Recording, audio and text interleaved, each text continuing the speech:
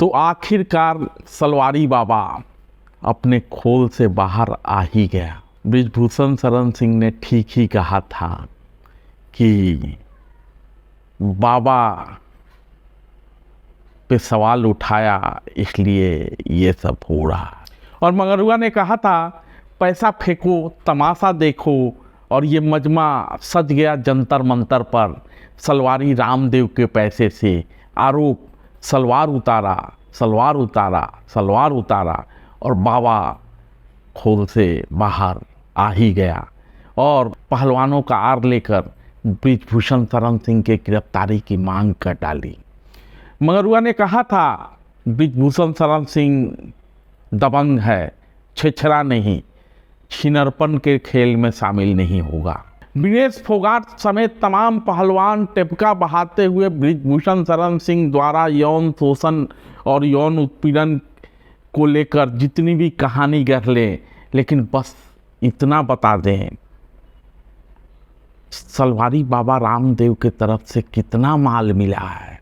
तो बृजभूषण शरण सिंह ने रामदेव के खिलाफ मोर्चा क्या खोला, सलवारी ने कईयों के सलवार उतारने का आरोप लगाते हुए जंतर मंतर पर बिठा दिया। और ये मंगरुआ नहीं कह रहा है, बृजभूषण शरण सिंह ने भी वो पूरी कहानी बताई थी कि क्यों बृजभूषण शरण सिंह और सलवारी बाबा रामदेव में ठन गई है। बृजभूषण शरण सिंह कहते हैं गोंडा की धरती पर जन्म लेने वाले योग के प्रणेता महर्षि पतंजलि के नाम का इस्तेमाल का अधिकार आपको किसने दिया? महर्षि पतंजलि के नाम का इस्तेमाल बंद होना चाहिए, आप अपने नाम से व्यापार करिए। उन्होंने चेतावनी दी थी अगर बाबा रामदेव ने महर्षि पतंजलि के नाम का इस्तेमाल बंद नहीं किया तो इस विषय को लेकर एक देशव्यापी आंदोलन खड़ा करेंगे। ऐसा हम नहीं कह सकते कि उनका हर सामान गलत है।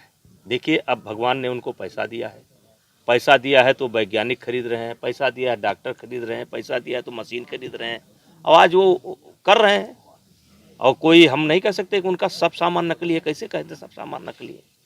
लेकिन मुझे आपत्ति इस पर है, महर्षि पतंजलि के नाम का प्रयोग नहीं होना चाहिए। बस बृजभूषण ने इतना पूछा कि सलवारी की सुलग गई। अब इतने पर रुकते तो बरनौल से काम चल सकता था, ऊपर से नकली घी बनाने का आरोप लगा दीन। ये तो नहला पर दहला था। अब आपके घरे दूध नहीं हुए तो बच्चा कैसे स्वस्थ होगा? का रामदेव के नकली घी खाए स्वस्थ हुए?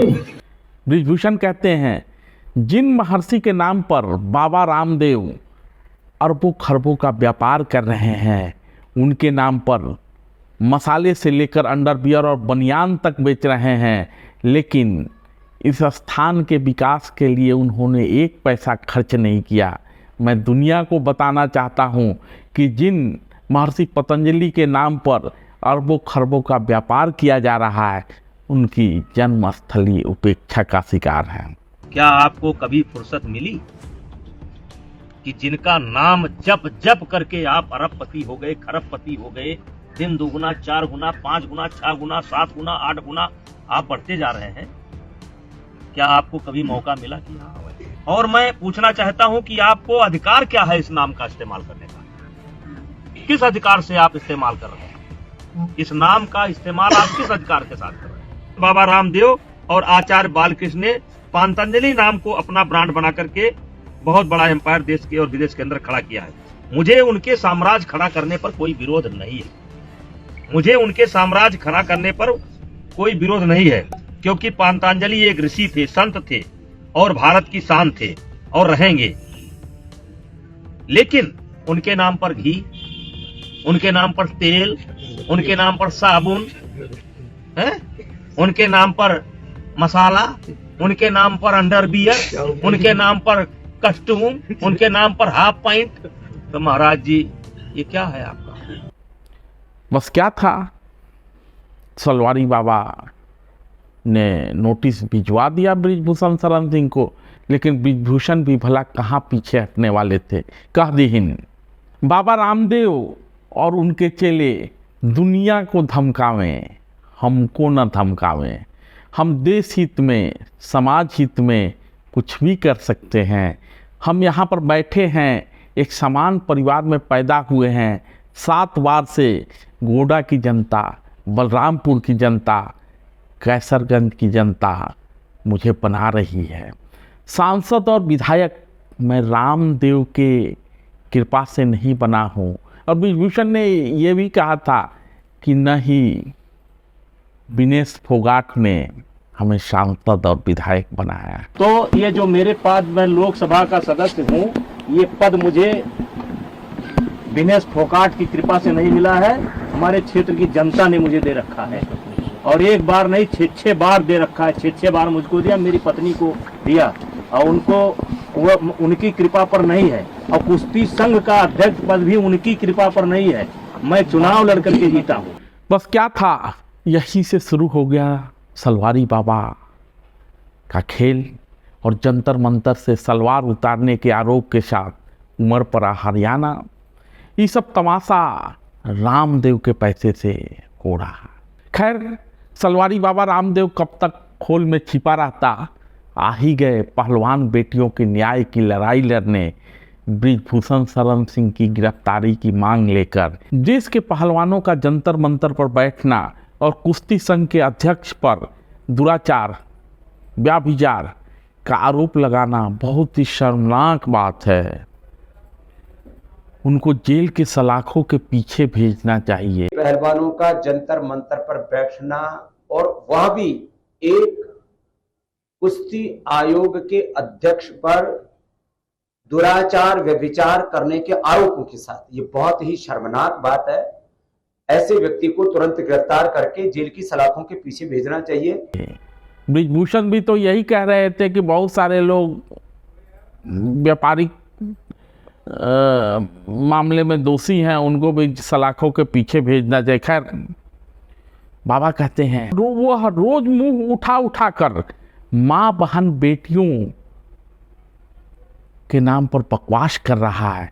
यह बहुत ही निंदनीय है, ये कुकृत्य है, ये पाप है। और वो रोज जो है मुंह उठा करके माँ बहन बेटियों के बारे में बकवास कर रहा है, ये बहुत ही निंदनीय है, एक कुकृत्य है, पाप। बात तो सही कह रहा है। बाबा से व्यापारी बना सलवारी, बाबा भी पहलवान ठहरा। भले ही अपने अखाड़े में लंगोट मानता है और ताल ठोकता है। ऐसे में जब बृजभूषण शरण सिंह ने बाबा के व्यापारिक कदाचार पर सवाल उठाया और पतंजलि के नाम के दुरुपयोग का आरोप लगाया, तो सलवारी की सुलगनी ही थी। और जब सुलगती है तो व्यक्ति बकवास करता है, चाहे बाबा हो या फिर पहलवान बेटियां। इस मामले में किसान नेताओं के बरबोलेपन को, विशेष रूप से बक्कल उतार देने वाले किसान नेता के बरबोलेपन को देश ने देखा है। खाप के कत्लेआम हो जाओगे वाले बयान को भी देश की जनता ने देखा है। उधर महम 24 में बैठे चौधरी को 25 पढ़ते भी देश की जनता ने देखा है। अब आया है सलवारी बाबा रामदेव। उधर बृजभूषण शरण सिंह हैं कि हर आरोप सह रहे हैं, जांच में सहयोग कर रहे हैं, नार्को टेस्ट और लाई डिटेक्टर टेस्ट को भी तैयार हैं, यहाँ तक कि फांसी पर चढ़ने को भी। बावजूद इसके खाता न बही, सलवारी कहे तो सही। इस देश में रूल ऑफ लॉ भी है जो काम कर रहा है। कोई भी सलवारी बाबा जिसने अपनी विश्वसनीयता रामलीला मैदान में भगवा उतार सलवार पहनकर भागते हुए खो दी थी, वह मुंह उठाए बकवास करे, उससे कानून पर कोई प्रभाव पड़ने वाला नहीं। कानून अपना काम कर रहा है और मामले की जांच चल रही है। धन्यवाद।